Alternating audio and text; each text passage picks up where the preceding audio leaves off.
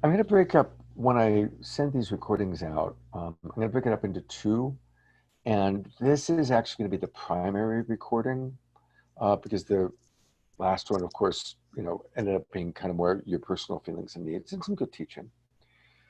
But this is a recording that once it's done and it's up, you're going to want to save it because I'm really going to go pretty deep into one of the most important parts of compassionate communication and emotional intelligence skill building, and that is understanding the difference between our reptile brain and our frontal lobe and how to move from reptile brain reactivity to frontal lobe responsiveness. Because this learning how to do that is basically the difference between living in a reactive victim place and life to basically being a miniature Dalai Lama. And so I'm going to talk about it for a few minutes, and then we're going to do some practices to help you understand how to work with it. But again, and some of you know this, some of you, I'm sure most of you have heard me say this before, but it's really important to just anchor it in because as, as much as we can remember that this is kind of what goes on, and we can help other people understand that this is what goes on, it creates such a relief. Oh, I'm not crazy. I just have my reactive reptile brain abducts me sometimes. So, a little bit of a biology lesson. When a human baby is conceived, so any of you, right after your father's sperm successfully conceived, fertilized your mom's egg and you began, you like all of us, the very first thing formed of significance is what becomes the reptile brain. And then our brainstem and our entire body is built around this little, well, by the time we're an adult, it's about the size of a walnut, and it's in the back part of our brain. And again, we call it the reptile brain. And it has only one function: survival. Its sole purpose is to survive. So, first off, it's interesting to realize that biologically, human beings, we are built to survive. Add to that, that for going back hundreds, maybe even thousands of generations up your ancestral lineage, your ancestors were in constant physical survival until very recently. I mean, even if you've got a really super fortunate, healthy ancestral lineage, let's say it goes 3 or 4 generations until you get to war, hardship, really hard stuff, that's still a fraction of your ancestral lineage. Okay. Our ancestors were almost always in constant physical survival.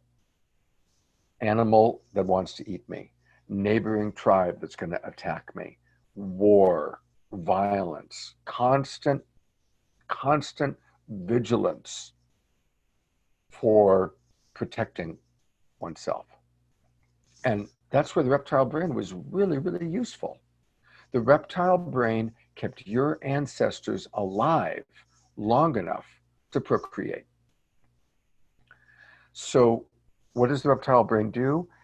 The moment we perceive the possibility of attack, the reptile brain takes over and takes charge. And often, especially, a lot of that is an unconscious perception. So we're not consciously even aware of possibility of attack, but we're subconsciously aware of it. And again, the reptile brain takes over. Again, let's take your ancestors. Perhaps 10 generations ago, your ancestors were so in their bodies and so sensory oriented that they could literally smell something that was danger, a smell of a neighboring tribe, a smell of an animal, that hear a crack in the forest that wasn't familiar, and that would let them know that it might be an enemy sneaking up on them. Okay. So all these unconscious things that kept your, but then the reptile brain would come in. I have to protect myself. I have to, be careful. Now, again, remember that reptile brain, when it takes over, we only have 4 options: fight, flight, freeze, or fawn. Fawn is kind of like just going into complete surrender mode. So that's what the reptile brain's options are. Okay, so now here we are, present day society, and we're incredibly blessed. We're not in physical survival anymore. There's no animals trying to eat us. It's very rare that we are physically in danger. But our brain hasn't caught up with the blessing of our circumstances. Possibility of attack, not attack itself. Possibility of attack, boom, synapses fire in the reptile brain. But now the possibility of attack comes from tone of voice, body language, words that we hear. There's 5: volume and level of intensity. I'll say those again, and this is in order according to the people who research things. We perceive the possibility of attack from tone of voice, body language, choice of words, volume, and level of intensity. Level of intensity is like you're with somebody and they're like, really driving me crazy and I'm really just barely keeping it together, right? That intensity like scares us, right? You walk into a room and there's a level of intensity that's frightening. So any of those subtle things that we experience every day in our relationships triggers our reptile brain. So you might be centered, but when your teenage daughter or your mother-in-law or your boss or your lover goes, Mandy, Allison, reptile brain takes over. Or you're really trying to share something important. You really want to be understood, and they go, whatever, right? They roll their eyes. Whoops, I pulled my thing out. Mandy. I totally know what you mean. And that's been one of my boyfriend's primary things is he complains about. He's like, well, you seem to go right into defense mode. And I'm like, well, because it's of the way you approach me, I feel under attack, whether it's his tone of voice or the way his energy. I'm an empath. I pick up strongly on other people's vibes and energies and mood shifts. I pick up on everything. And it's like, so yeah, like I immediately go into, defend and Yeah. yeah. So thank you for your comment, because what Mandy just reflected is why we need to educate everyone about this. Notice it's like, oh, wow, I'm not crazy. That, of course, I react to my boyfriend or my friend or whoever it might be when their tone of voice or their body language or their volume or their level of intensity triggers my reptile brain. And if everybody understood this, would have a lot more compassion for when we get scared and we get reactive, and would have more compassion for others. Remember earlier I was talking about how safety is really, there's 2 primary universal human needs. The number 1 is safety, and the second is connection. In fact, Marshall Rosenberg used to say that really there's only 2 needs, because everything is either connected to safety or to connection, right? Like those are the big 2. When we don't feel safe, reptile brain takes over, right? And that's why people who have PTSD or have really are coming out of a very scary situation, they're in a state of hypervigilance at all times, or in a state of anxiety, right? And so often we can be very hard on people because we don't know their childhood. Anaprabha shared earlier about being, the daughter of an alcoholic. And that's very common. So she grew up never knowing when the shoe was going to drop, never knowing when there was going to be crazy behavior. And so when we're coming out of those experiences, they stay with us sometimes for the rest of our life, right? So this is where it's so important to understand our reptile brain and what our triggers are that can trigger our reptile brain. Any other thoughts or comments before I continue? Allison, and then Mandy. I was just struck by how important this is, not just for our mental health, but for our physical health, because there's been some studies that show that the stress hormone cortisol shortens the telomeres that contribute to aging and all sorts of diseases that are linked to that. So the more cortisol that flows through our system because of our reptilian responses, the more that we are exposing ourselves to all sorts of physical problems that can arise later in life. So we can feel good about not just taking care of people's emotional needs, but also we would be caring for their physical needs as well by helping them to live a life that is less filled with stress, which can so negatively impact our physical well-being. Thank you, Allison. Beautifully stated. Beautifully stated. Thank you. Twinkle, twinkle. Mandy? I just wanted to say I love this stuff. That's all. Good. Good information. Well, you're going to love this next part. Oh, Sabrina.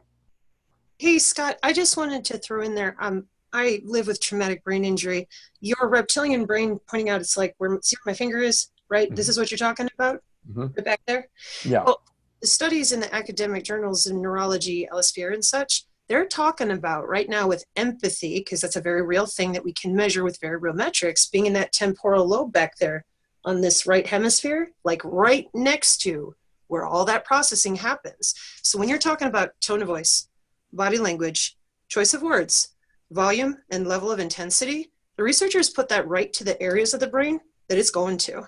And now that they've admitted to the aura is the biofield and that these things are real, now they're pointing to here's where in the temporal lobe it happens. So that means that what you're teaching, not only very accurate, but as empaths, it's physiological. And you got to deal with the body as well as the heart and the mind. And it's an opening. It's an opening for us to communicate, I feel. So maybe that someone else, look into it more.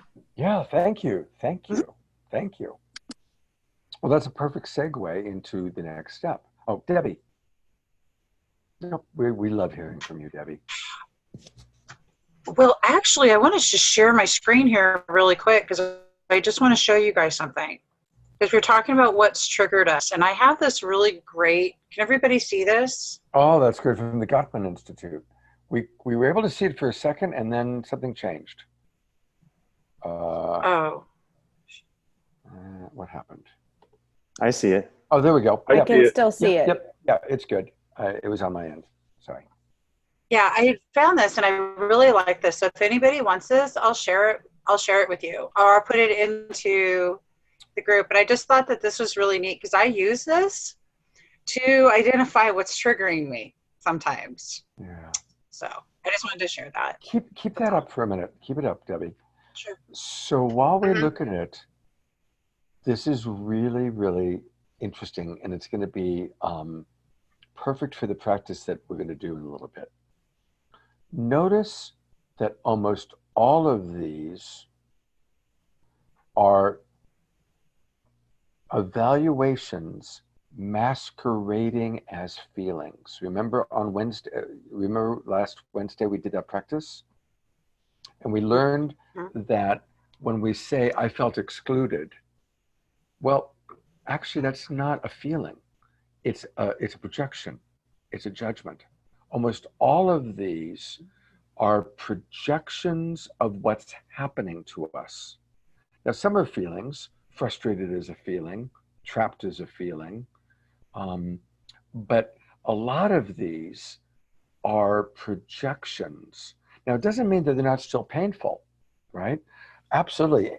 Anytime we're perceiving any of these experiences, that's really uncomfortable, likely to trigger us.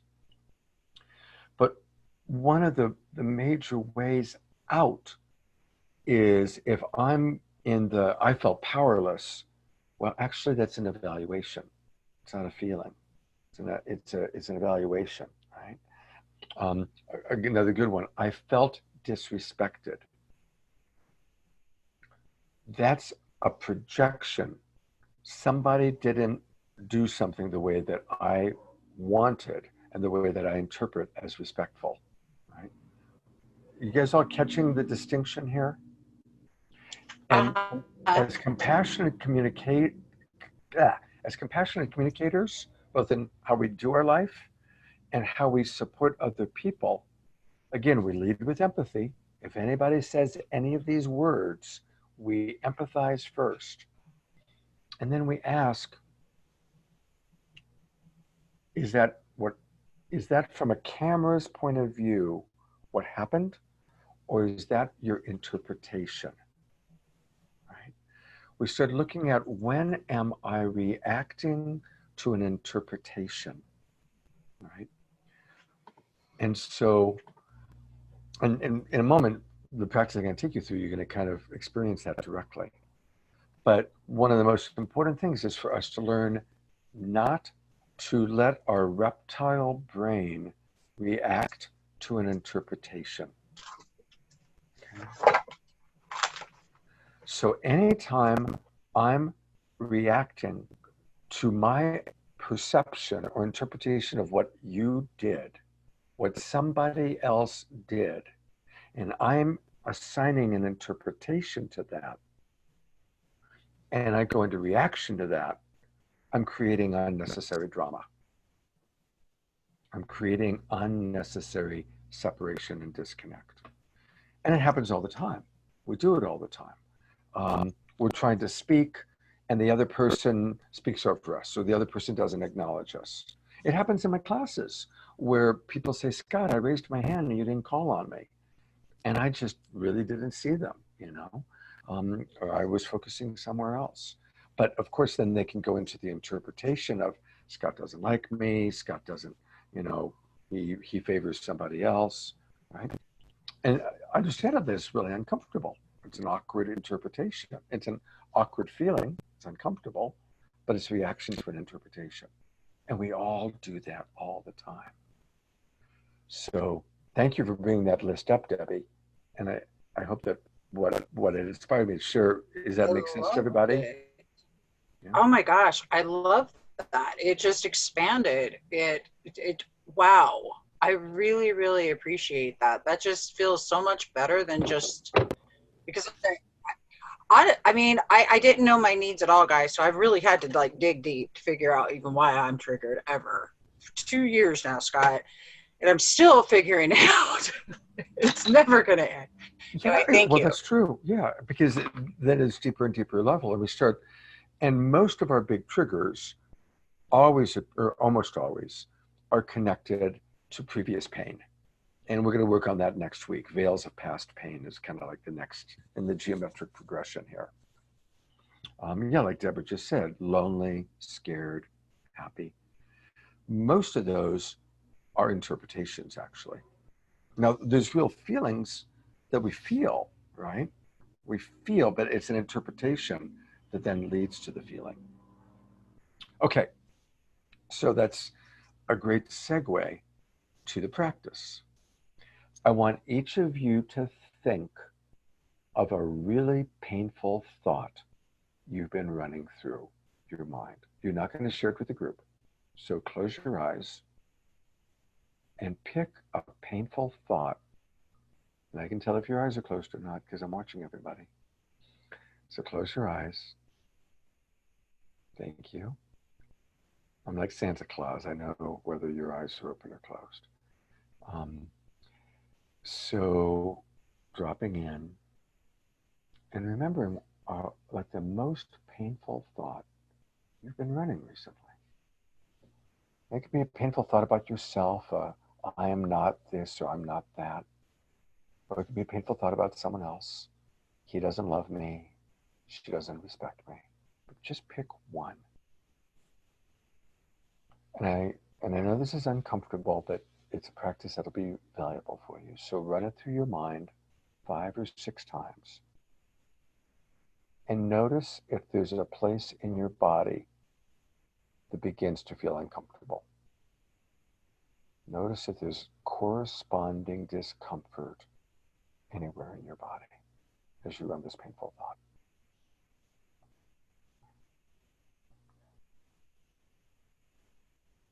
And after you've done it a few times, notice for your body and your vitality beginning, you can then open your eyes and come back into the room.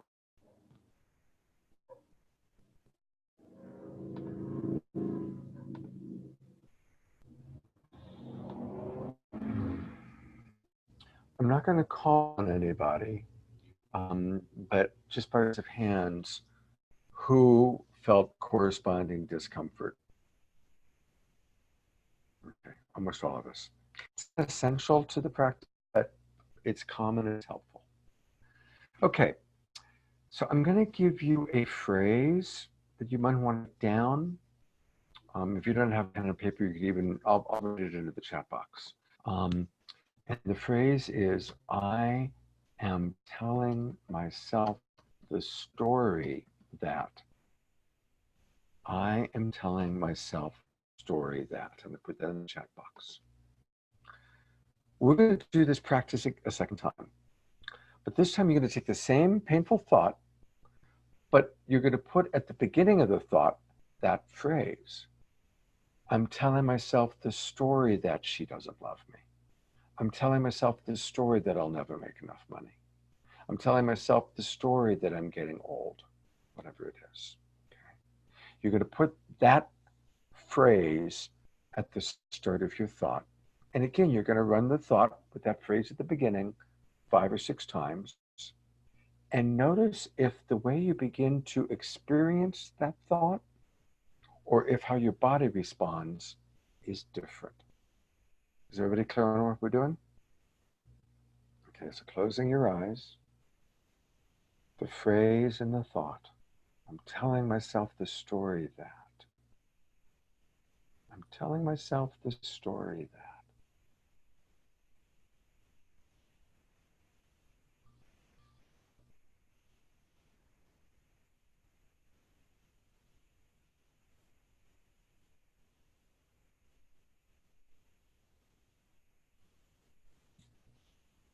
And noticing how you're experiencing the thought now. And noticing if there's a difference in how your body is responding.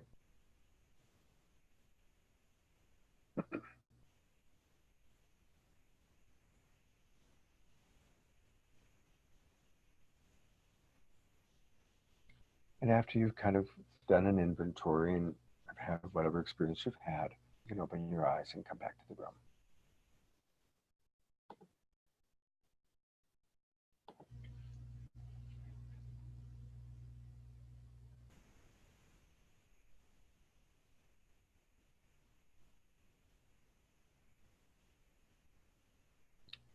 Okay. I'm not going to call on anybody, but by raise of hands, who noticed a difference? Who noticed a difference in how their body responded? Who noticed a difference in how you actually saw the thought? Like you saw it differently? Okay.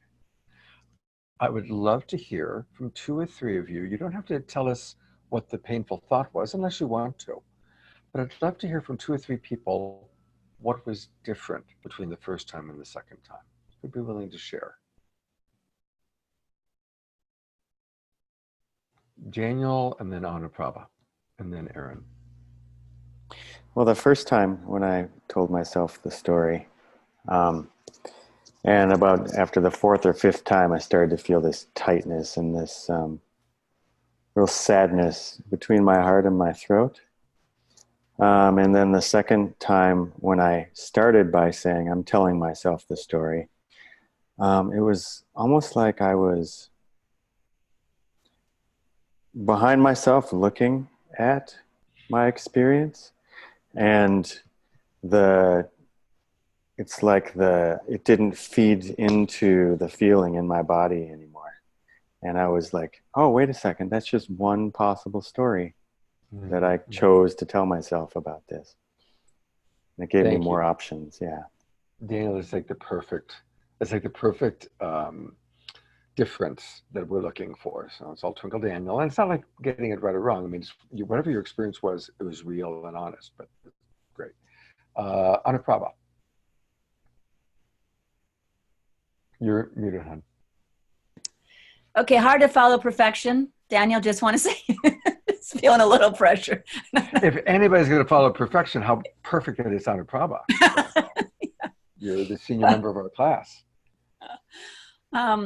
You know, when the painful thought was coming through, I just felt more contracted and smaller and needing this, you know, wanting, you know, just like in a box, very small little box. And then by telling myself the story, then it just, I was sitting up straighter and just, I was opening up more. This is a story I'm telling myself, you know, and it just allowed a lot more freedom, a lot more flow, a lot more possibilities and expansiveness in my being, and less fear. Right. So what I'm saying is the contraction changed. You went from being contracted to opening. Right. Erin, I'm not going to call on you because I just want to build on because basically Daniel and Anuprabha nailed it. Now, if any of you didn't have the experience that they had or anything close to it, that's okay. I've been teaching this practice for 10 years. I've given it to thousands of people. About 90% of the time, people have an experience somewhat similar to what Anuprabha and Daniel described. About 10% of the time, people have actually a different experience. And if you had a different experience, that's okay. Nothing wrong with that. But what happened, at least for Daniel and Anuprabha, is they changed the neurological pathway of their brain. It's what Sabrina was talking about. Instead of the reptile brain going into reaction, the observer part of the brain took over. We want to learn how to live in the observer part of the brain. Now, there's different ways this has been described. Marshall Rosenberg would call it going from jackal to giraffe. A spiritual teacher will call it, you know, going from lower self to higher self. A scientist will say it's from going from reptile brain reactivity to frontal lobe or temporal lobe empathy and observation. These are all different ways of describing the same biological experience, but there's actually a spiritual part to it, not religious, not a religious part to it, but a spiritual part, where we're going from, using Daniel's example, from being in the story, in the victim experience, and then probably reacting, to the observer. When we move into observer, sometimes it can actually be like a spiritual experience. If any of you have ever had the experience, with or without drugs, of all of a sudden pulling up and seeing the big picture, or even having an out-of-body experience where you're up looking down at your body, or you're seeing the bigger part of what's really happening, right? It's like a transcendent experience. One moment you're in the fight or you're in the scared moment, and the next moment you go, oh wow, I'm okay. Or, oh wow, this is what's really going on, right? It's a profound shift in consciousness. I'm not going to call on anybody, but who's had an experience like that? Who can relate to what I'm talking about? Okay, almost all of us, right? So this is what we are learning how to do. The tools that I'm teaching you and the practices we're all doing together, and I'm still practicing this. I'm further along maybe, but I'm still practicing this. We're learning how to go from reptile brain reactivity to the observer ability to see the big picture and to have empathy for ourselves and for others. Probably most of you have heard this story, but I'm going to say it again, about the Dalai Lama. The Dalai Lama allowed brain researchers to hook up electrodes to his brain, and they ran research. And they found that at all times, his synapses were always firing in the observer part of the brain and the empathy center of the brain. Even at the end of the research, when they showed him photographs of Chinese soldiers burning down a Tibetan temple, and he looked at the photographs and he wept. He wasn't stuffing his emotions. He felt the sadness. He felt the tragedy of it. Synapses are still firing in the empathy center in the observer part of the brain. And they asked him, how do you feel when you look at these photos? How do you feel? What do you think if you imagine Chinese soldiers raping a Tibetan woman or even murdering a Tibetan man? And he wept. Synapses still continue to fire in the temporal and frontal lobe. And then he said, it reminds me, I must pray equally for the Chinese soldiers as I do for my Tibetan people. This is where we're going. This is where we're going as a species. This is where we all are going as compassionate communicators.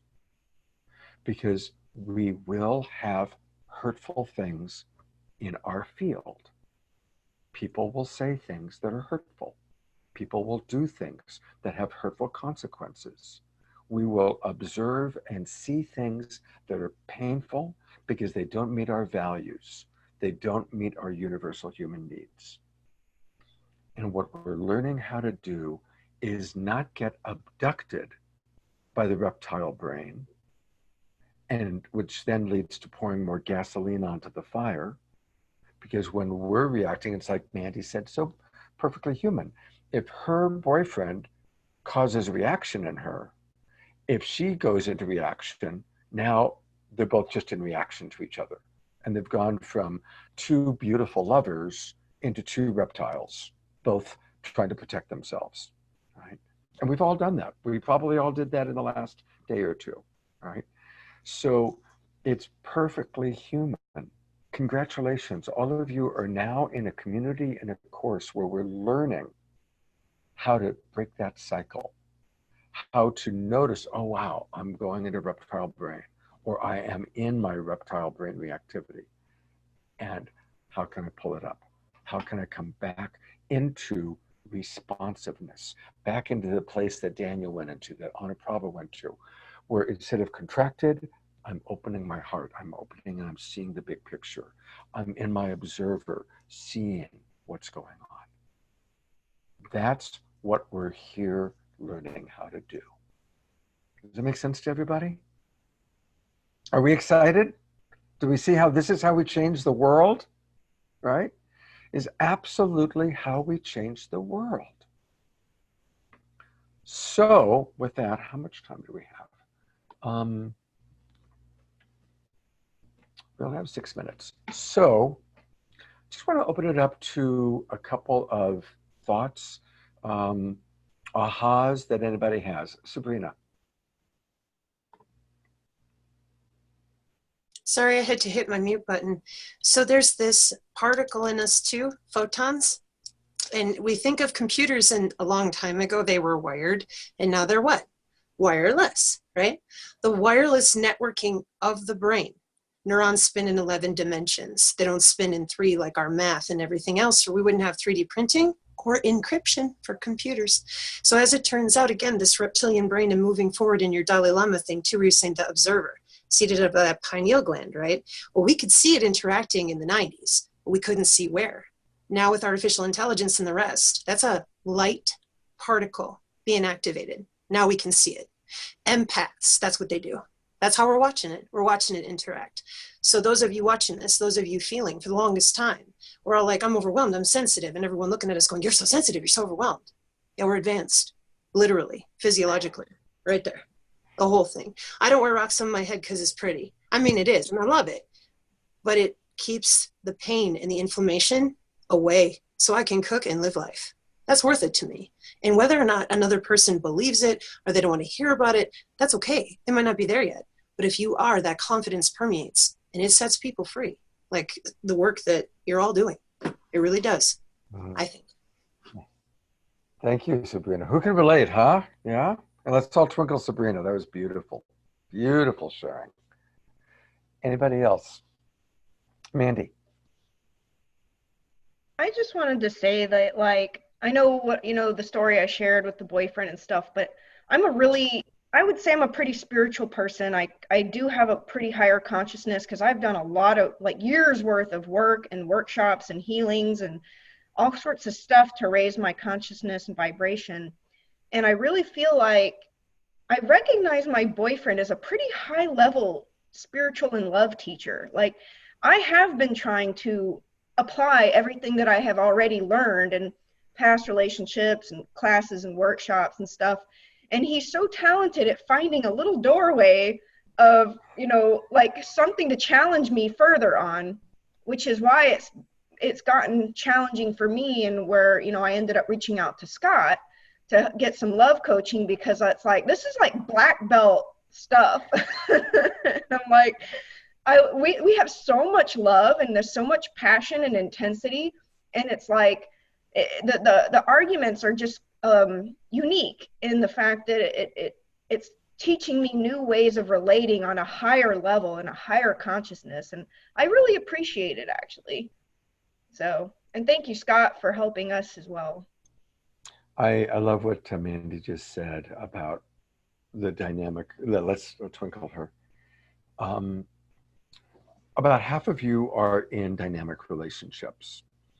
And one of the things to recognize that as souls that are at the level that we're at, and I don't mean that in any kind of a self-righteousness way, but just when we're on a spiritual path, when we recognize that the purpose of our life is to learn to love and be loved and to learn to grow spiritually, we tend to attract into our life very dynamic relationships that are perfectly designed to trigger the stuff, the wounds that might be ancestral, or they might be childhood wounds, but the things that we still, on a soul level, want to learn how to honor, manage, and possibly even heal. And I'm just going to talk about that for a minute, and then, because I know we're almost at 12 o'clock. But thank you, Mandy. First of all, how many of you can relate to having either currently or in the past been in a relationship where there's amazing chemistry, and oh my God, that person triggered you like you've never been triggered before, right? Who can relate? Okay. So what is that? What's that about? Well, I tell you what I believe. Sabrina was talking earlier about what our science has just recently discovered. It's only been in the last 10 years that science discovered that when people are at procreation age, the pheromones talk to each other. And the pheromones decide if it's a good genetic match. And so if John and Sally are both in their 20s or 30s and they're at procreation age and they have a good genetic match, the pheromones get all excited and send the signal, and that literally is sexual chemistry at 20s and 30s. That's science. That's been scientifically proven. But I have something even more wonderful than science, Scott's philosophy. I truly believe that when we're older, when we're beyond procreation age, we have a similar thing that goes on between our higher self and the higher self of another person.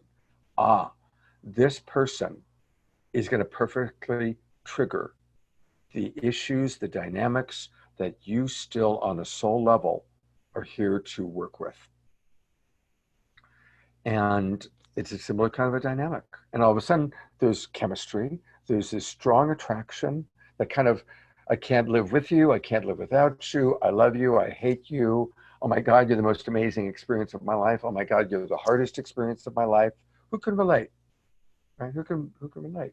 Almost all of us. And I swear to you, remember, I've worked with 500 couples. Almost every couple that comes to me has this dynamic. And it's soul growth. It's all about soul growth. Okay, so I want to give you a homework assignment to work on, that we're going to work on Wednesday night. Wednesday night's topic is going to be dealing with veils of past pain. And so the homework assignment is, what is your kryptonite? What are the things that trigger you? Kind of similar to the list that Debbie put up. But what are consistent things that trigger you? Right? It can be certain things that keep people in your life do. It could be Trump. You know, I have a friend who has a post, daily Trump trauma. What did Trump do in the last 24 hours that triggered you? And he calls it the daily Trump trauma of the moment. So there's a kind of public thing. But I'm actually more interested in personal triggers. That's why I like to call it kryptonite. Even Superman, the most powerful superhero ever, has kryptonite. Makes him weak. And what's especially interesting about the analogy is kryptonite is pieces of his own home planet. Often our kryptonite are those pieces of our home planet, what happened in childhood or going beyond our ancestral lineage. Superman's ancestral lineage, Krypton. Our ancestral lineage is often our kryptonite. An ancestral lineage of addiction, low self-esteem, domestic violence, abuse. What's your kryptonite that makes you weak, that takes you from being the incredible spiritual, masterful teacher that you are into this guy? Okay. So that's your homework assignment. And if any of you have thoughts or questions, feel free to private message me. The Facebook Messenger thread for our group, I like a little bit, but let's only post things that are applicable to everyone, okay? Not private conversations. Privately converse with each other privately. That's just for announcements about the class, or where I put links to the LinkedIn group. I'm going to make a Facebook group today. Links to the YouTube videos of, you know, our course, okay? But please join LinkedIn, and let's start interacting more on the LinkedIn group and the Facebook group. And I promise I'll start the Facebook group today. So thank you, everybody. Thank you for being patient with my coming online late. Thank you for handling everything while I was gone. I love each and every one of you, and have a fantastic weekend. Namaste, everybody.